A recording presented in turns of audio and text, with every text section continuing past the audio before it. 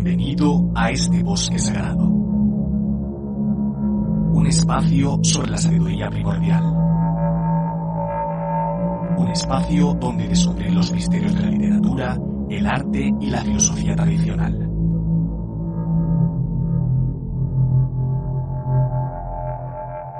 El Rey del Bosque, el podcast para los navegantes del conocimiento.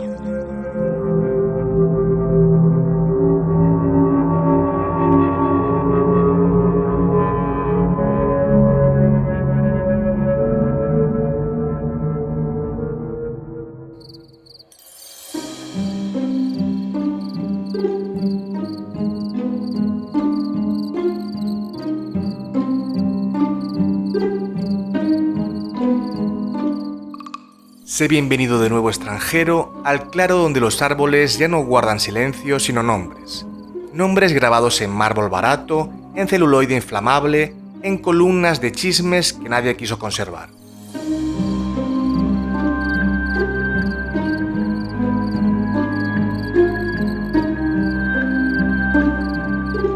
El lago de Nemi refleja esta noche una pantalla vieja, arañada, donde los rostros sonríen aún después de haber sido devorados. Lo que hoy invocamos no es una continuación cronológica del capítulo anterior, sino el reverso completo del espejo. Hollywood Babilonia 2 no empieza donde acaba el primero, vuelve a recorrer todo el arco, desde los albores del cine hasta los años 70, pero lo hace desde abajo, desde las catacumbas.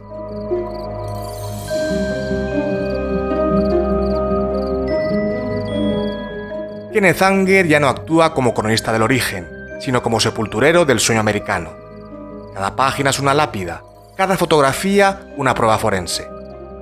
En este segundo descenso no miramos el pasado con nostalgia, sino con lucidez funeraria.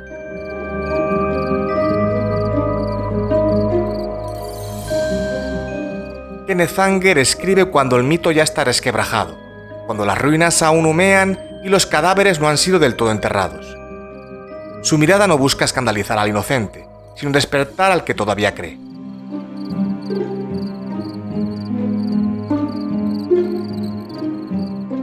Hollywood aparece aquí como un mecanismo cerrado sobre sí mismo, una fábrica que convierte deseo en imagen, imagen en mercancía y mercancía en restos humanos.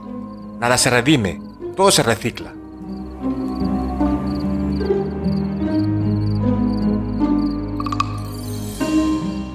Esta noche comparto contigo un vino negro y terroso, un priorat viejo, nacido de cepas que sobrevivieron a incendios y sequías. Bebe conmigo extranjero porque este vino no celebra, acompaña al duelo.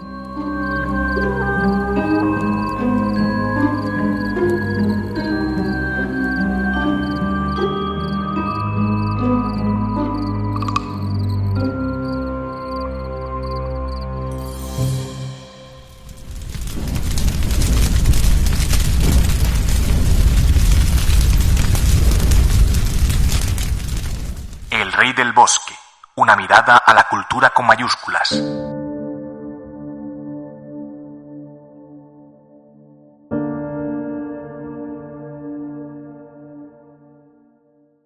Comenzamos nuestro descenso con un caso que Anger trata como una tragedia griega de ambición o traición. Alexander Pantage, el magnate de los teatros, representaba al viejo orden. Pero en el Hollywood de los años 20, el éxito era una diana en la espalda. Su caída no fue un accidente, fue una demolición controlada.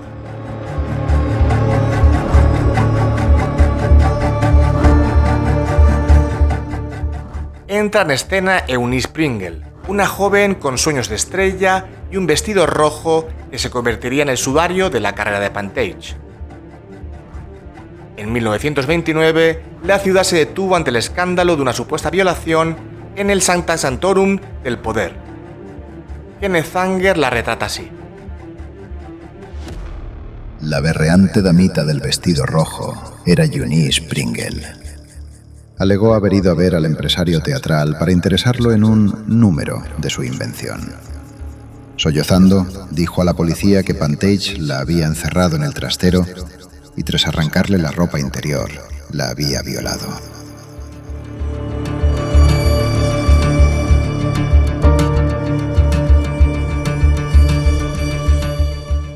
Pero Anger, como buen forense de la historia, no se queda en la superficie. Tras la joven Pringle se ocultaba una sombra mucho más alargada, la de Joseph P. Kennedy, el patriarca de una dinastía que buscaba limpiar el mercado para sus propios intereses.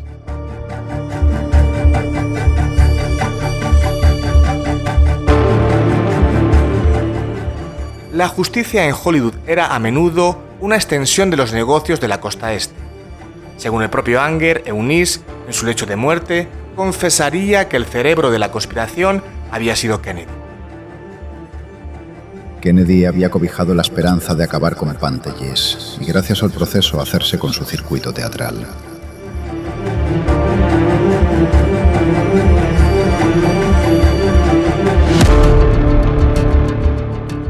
Así vemos el Hollywood real, una partida de ajedrez donde las piezas son seres humanos y el tablero está manchado de sangre y licor de contrabando.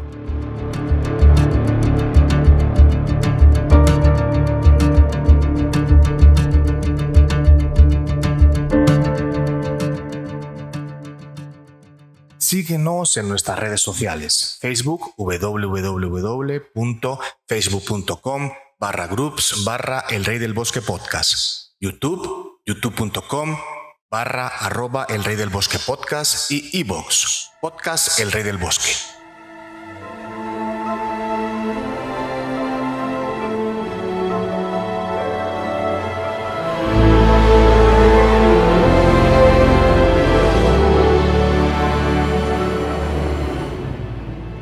Anger siente una fascinación casi religiosa por los cementerios de Los Ángeles.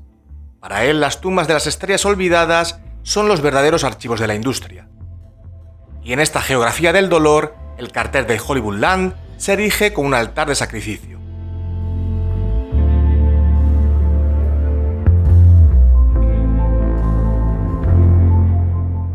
Hablemos de Peggy Whistle. Ella no es solo una anécdota. Es el símbolo de todos aquellos que el sistema masticó y escupió. Su salto desde la letra H es la metáfora perfecta de la desilusión. Anger describe el instante en que la ambición se rinde ante la gravedad. Peck se encaramó por la escalera de mantenimiento hasta la cima de la letra H, de 15 metros de altura. Dejó allí su abrigo de piel de conejo, su bolso y su nota de suicidio. Miró hacia abajo, hacia las luces de la ciudad que le había dado la espalda, y saltó al vacío del Monte Lee.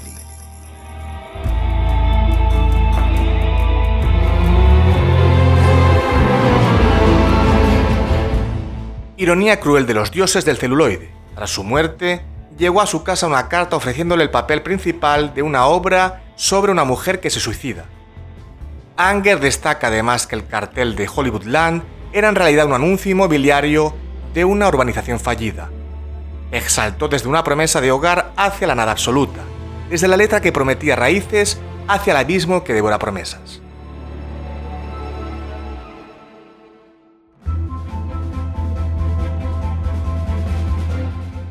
No fue la única. El libro avanza por una letanía de muertes autoinfligidas, como la de la tempestuosa Lupe Vélez, cuya muerte fue ridiculizada por la prensa para proteger la imagen de sus amantes poderosos.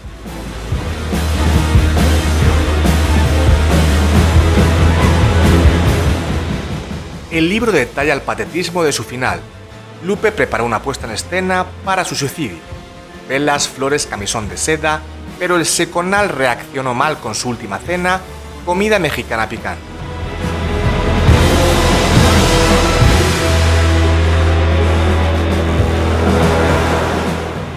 Anger no escatima en detalles escabrosos. No murió pacíficamente en la cama, sino que el vómito lo obligó a correr al baño, donde resbaló y murió con la cabeza en el retrete.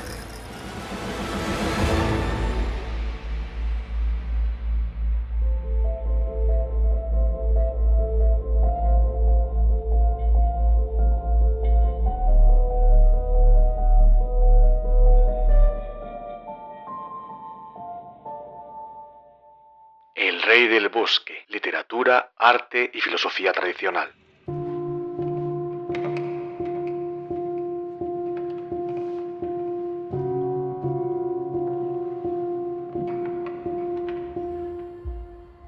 ¿cómo es posible que el mito de la Edad de Oro sobreviviera a tanta miseria?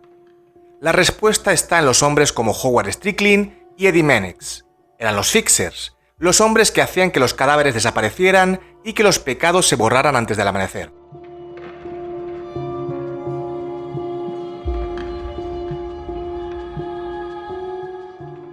La fábrica de sueños era también una fábrica de coartadas. Así lo expone Anger.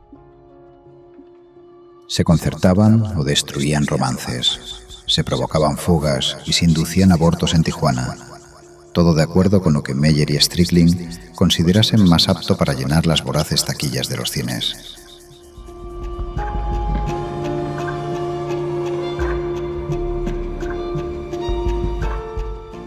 Nada quedaba al azar. Si una estrella se veía envuelta en un escándalo de drogas o un accidente mortal, el departamento de seguridad del estudio llegaba antes que la policía. El orden de Babilonia se mantenía mediante el miedo y el talonario.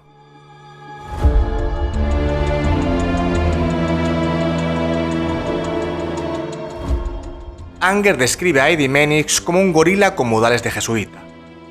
No solo limpiaba escándalos, gestionaba la vida de las actrices como Judy Garland, a quien mantenía a base de pastillas arriba y abajo para que no dejara de trabajar, convirtiendo su cuerpo en una máquina de producción perpetua.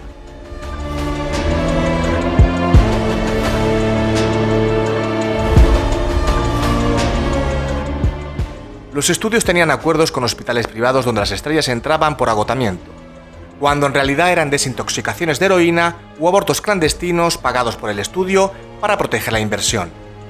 La clínica era el último velo antes del abismo.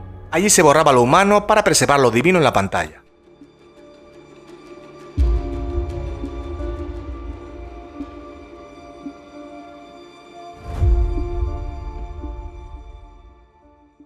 El Rey del Bosque, un programa dirigido y presentado por José Francisco Roma Santa.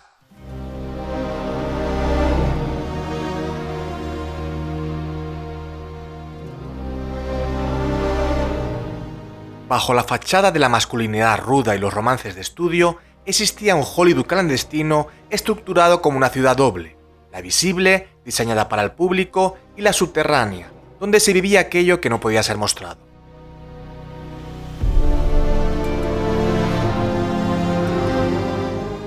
Kenneth Anger dedica gran parte de su obra a rescatar la figura de William Haynes, convirtiéndolo en el emblema trágico de ese mundo oculto.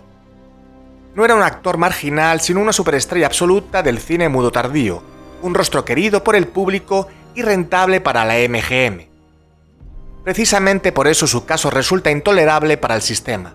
Haynes no cayó por el escándalo, sino por negarse a mentir.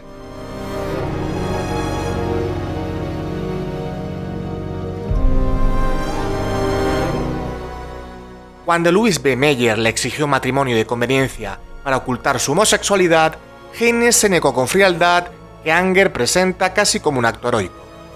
No pidió compasión ni excepciones, eligió su vida privada por encima de la maquinaria del estudio.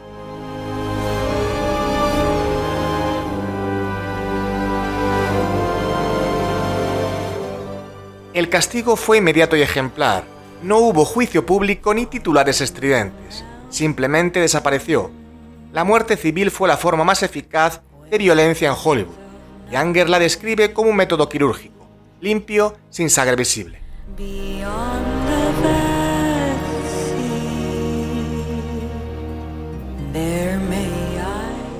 La industria no perdonaba la verdad si ésta no generaba beneficios. Kenneth Anger lo sentencia. La imagen masculina del estudio era de extrema importancia. El productor, a quien el chiste no hizo gracia, jamás perdonó a Haynes y se lavó discretamente las manos cuando su antiguo amigo fue despedido por L. B. Mayer.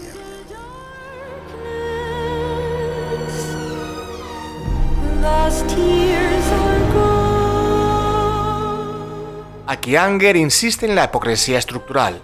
Los mismos hombres que compartían fiestas, bromas y confidencias con Haynes fueron los primeros en borrarlo cuando dejó de ser útil como símbolo.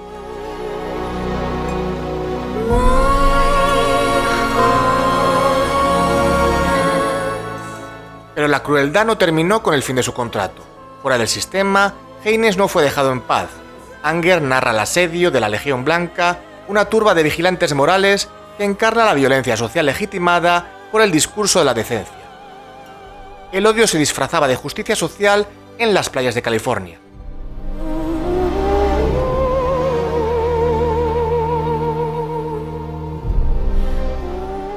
Según el libro, para muchos de estos hombres enfermos de odio, era evidente que en su balneario había desembarcado una numerosa cuadrilla de alienígenas emplumados y que veían como una amenaza de invasión extraterrestre. Atacaron la casa de Haynes con la furia de los elegidos.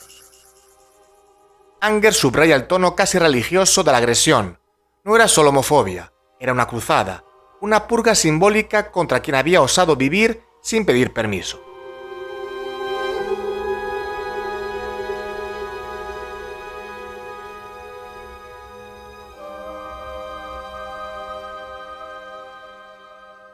El Rey del Bosque, una mirada a la cultura con mayúsculas.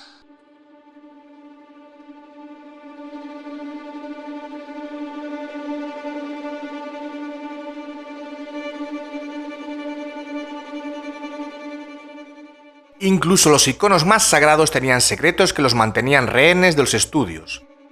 Anger desmonta la figura de Clark Gable no desde el escándalo superficial, sino desde el miedo.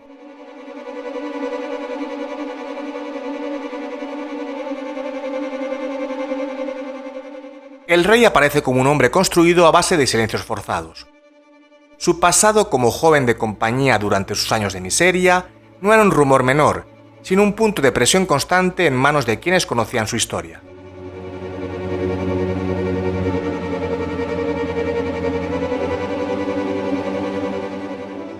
Esta vulnerabilidad fue lo que acabó con la carrera de George Cukor en el rodaje de Lo que el viento se llevó. Gable no temía la cámara, temía las miradas que sabían leer detrás de ella. Anger lo revela sin piedad. Clark Gable conocía su relación con Billy Haynes y supuso que estaría al tanto de que, cuando él, Gable, era todavía un don nadie en la MGM, para trepar más rápido en su carrera, se había prestado en más de una ocasión a los servicios de Haynes. La habilidad que proyectaba en pantalla se sostiene así sobre una ansiedad permanente, una identidad que debía ser defendida a gritos.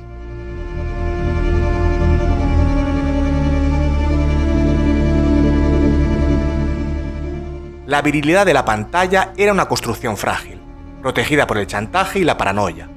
En el set, Gable se sentía profundamente incómodo con Cukor porque este era un director de mujeres y conocía los círculos homosexuales de Haynes.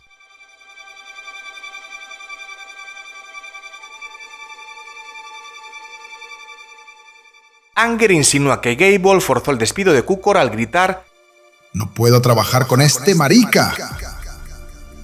La escena, más que un insulto, funciona como una confesión violenta. El ataque es proporcional al terror de ser descubierto.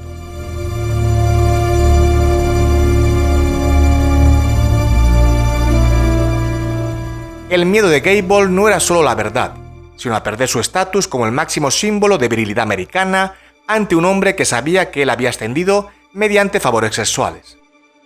Anger convierte así al rey en un prisionero de su propio trono, sostenido por una mentira que exigía sacrificios humanos a su alrededor.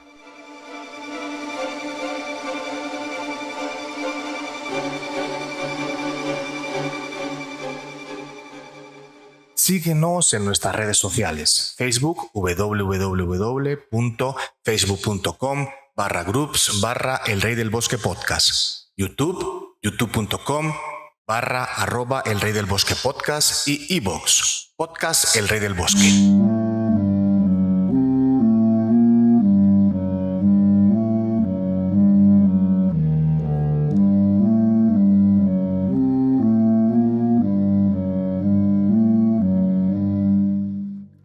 Anger se deleita en los detalles de las fiestas privadas que desafiaban la moral de la época, no como simple morbo, sino como un síntoma de una aristocracia del vicio.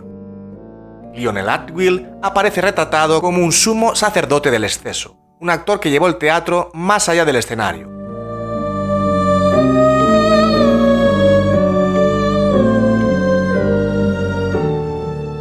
Sus veladas eran legendarias y finalmente su perdición, no improvisadas sino cuidadosamente coreografiadas concebidas como ceremonias donde el cuerpo, el deseo y el poder se entrelazaban.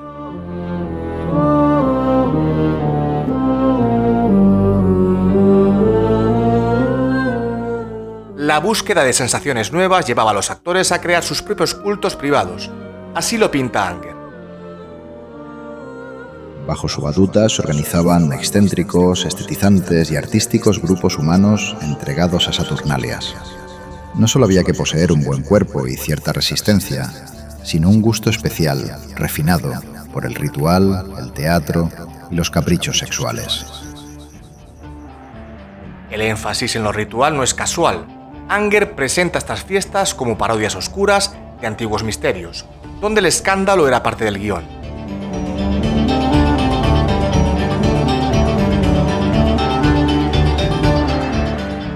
En su mansión de Pacific Palisades, Atwill organizaba sesiones de cine porno casero, algo impensable para la época, seguidas de orgías donde obligaba a los invitados a realizar performances rituales, verdaderas cámaras de los errores vivientes. Anger subraya la mezcla de sofisticación y brutalidad. No era un libertinaje ingenuo, sino una puesta en escena del poder absoluto sobre los cuerpos.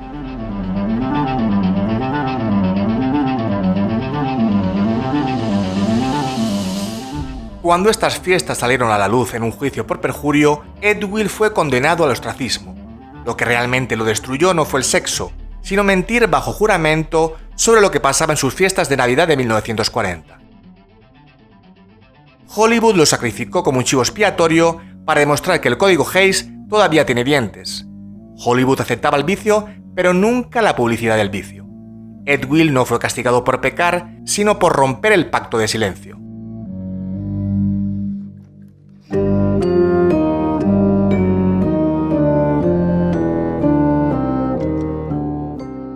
El rey del bosque, literatura, arte y filosofía tradicional.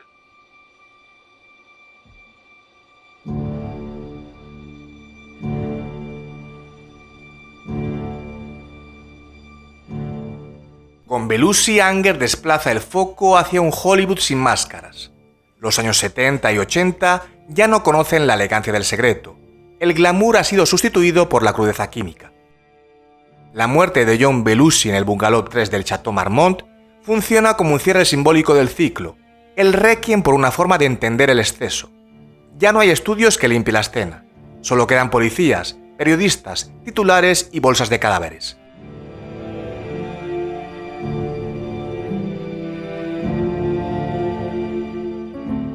El clon que hizo reír a una generación terminó su acto en la más absoluta soledad química. Kenneth Anger lo sentencia con frialdad ritual. Liquidación total en John Belushi, el clown de la coca. Tarde o temprano, karma aparece. Hasta los nuevos atrevidos jóvenes de oro de Tinseltown tienen que pagar su tributo en la última habitación de un hotel barato. Anger sustituye la tragedia clásica por una contabilidad moral. La deuda siempre se cobra.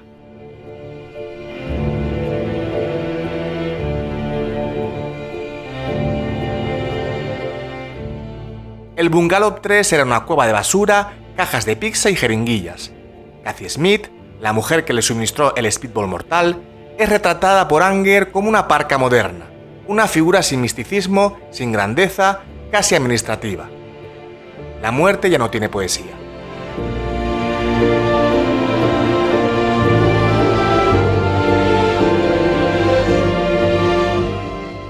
Mientras que en los años 20 las estrellas morían de exceso de belleza o tragedias griegas, Belushi muere en una sociedad suburbana. Es el fin del misterio. Ya no hay limusinas blancas, solo una furgoneta del forense en un aparcamiento sucio de Sunset Boulevard. Con Belushi, Hollywood deja de fingir que sus dioses ascienden. Ahora simplemente caen.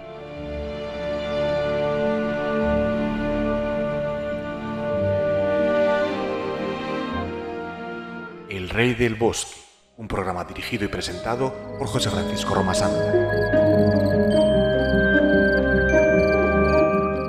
Llegamos al final de nuestro viaje por las páginas de Kenneth Anger. Hollywood no es un lugar, es un estado mental de combustión lenta.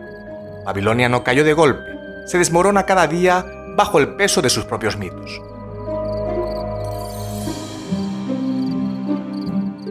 Anger cierra su obra con una mirada apocalíptica. El Hollywood babilónico agoniza, está muerto, difunto, frío, aniquilado, finito, caputísimo. Y con Reagan al timón, lo que estamos viendo es el tráiler de la última película, Hollywood Armagedón.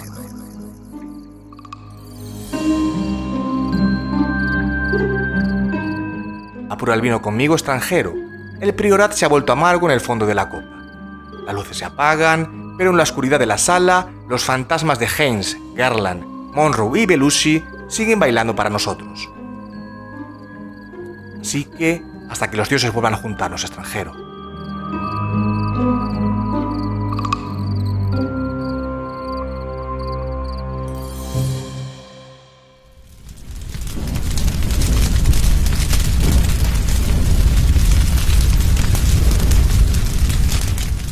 ¿Te gusta nuestro contenido?